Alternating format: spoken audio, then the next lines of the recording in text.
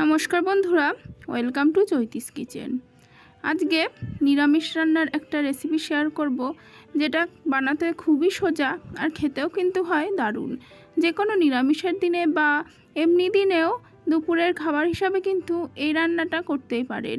রান্নাটা কিন্তু জাস্ট দারুণ হয় খেতে। তো চলুন ভিডিওটা শুরু করি। রান্নার জন্য এখানে আমি মোচা কেটে নিয়েছি, আর এখানে 1 কাপ ছোলার ডাল সারা রাত জলে ভিজিয়ে তারপরে 3টে সিটি দিয়ে সেদ্ধ করে নিয়েছি। তো দেখুন ডালটা কিন্তু সুন্দর সেদ্ধ হয়ে গেছে আর গোটা গোটাও রয়েছে। আর এখানে রয়েছে ছোট ছোট করে কেটে রাখা আলু, কাঁচা লঙ্কা আর গ্রেট করে রাখা আদা। আর এবারে রান্নার জন্য গ্যাসে কড়াই বসিয়ে দিয়ে দিচ্ছি পরিমাণ মতন সর্ষের তেল।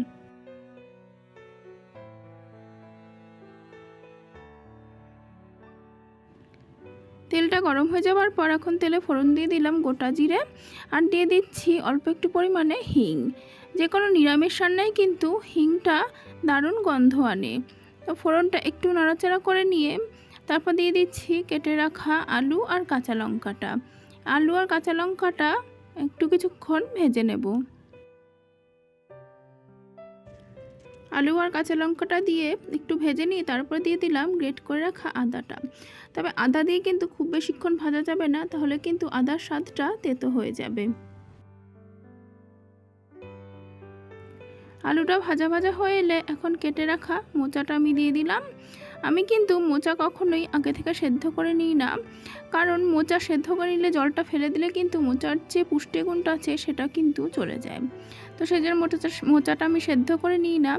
আর এই মোচাটা দিয়ে দেওয়ার পর এখন আমি দিয়ে দিচ্ছি পরিমাণ মতন লবণ। লবণটা দিয়ে ভালোভাবে মিশিয়ে মোচাটা বেশ ভালোভাবে ভেজে নেব। মোচা কিন্তু সেদ্ধ না করে রান্না করার সময় একটু কিছুক্ষণ আস্তে আস্তে ভেজে নিলে কিন্তু মোচা সেদ্ধ হয়ে যায়, আর সেটা খেতেও ভালো লাগে। আর এই যে মোচাটা একটু ভেজে নিয়ে এবার দিয়ে দিচ্ছি পরিমাণ মতন হলুদ। হলুদটা দিয়ে ভালোভাবে মিশিয়ে তারপরে মোচাটা আরও কিছুক্ষণ ভেজে নেব।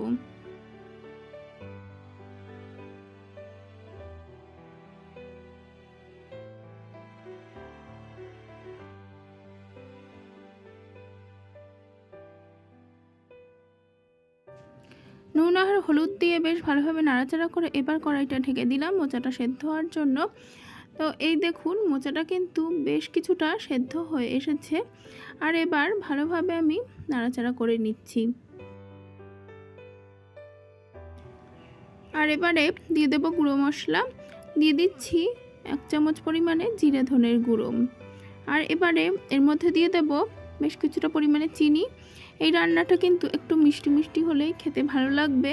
দিয়ে দিচ্ছি পরিমাণ মতন চিনি। আর যেহেতু আগে লবণটা দিয়েছি সেই জন্য আর আলাদা করে লবণ এখন দিলাম না, দরকার হলে আবার পরে দেব। আর এখন দিয়ে দিচ্ছি সেদ্ধ করে রাখা ছোলার ডালটা।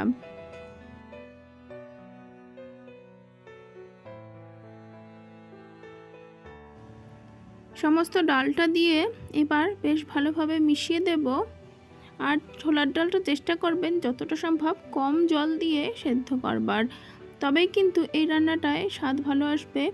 আর এই রান্নাটা কিন্তু একদমই ঝোলঝোল হবে না, একটু মাখা মাখা টাইপের হবে এই তরকারিটা, যেটা ভাত রুটি যে কোনো কিছুর সাথেই ভালো লাগবে। আর আমি আর একটু পরিমাণে হলুদ দিয়ে দিলাম, আর দিয়ে দিলাম অল্প একটুখানি লাল লঙ্কার গুঁড়ো। এটা একদমই অপশনাল, না চাইলে দেবেন না। এবার সমস্ত কিছু ভালোভাবে মিশিয়ে তারপরে কম আঁচে ঢেকে ঢেকে রান্না করব। তো এই যে এখন কড়াইটা আমি ঢেকে দিলাম, বেশ কিছুক্ষণ পর ঢাকনাটা তুলে নিয়েছি। আর এখন হাতা দিয়ে ডালগুলোকে একটু ম্যাশ করে দিচ্ছি, যাতে সমস্ত তরকারিটা একটু মাখা মাখা ভাব আসে।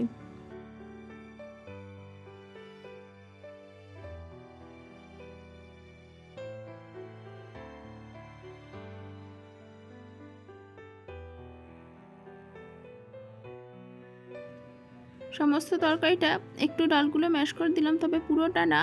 দেখুন ডালগুলো কিন্তু এরকম গোটা গোটা থাকবে। তো সমস্তটা ম্যাশ করে এবার খুন্তি দিয়ে বেশ কিছুক্ষণ নাড়াচাড়া করব, যতক্ষণ না এটা পুরোপুরি শুকিয়ে আসে।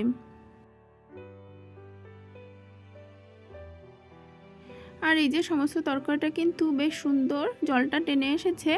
আর এখন দিয়ে দিচ্ছি ঘি আর গরম মশলা। যেহেতু নিরামিষ রান্নায় কিন্তু ঘি আর গরম মশলাটা মাস্ট, তাহলে কিন্তু রান্নার স্বাদটা দারুণ আসবে আর গন্ধটাও দারুণ আসবে।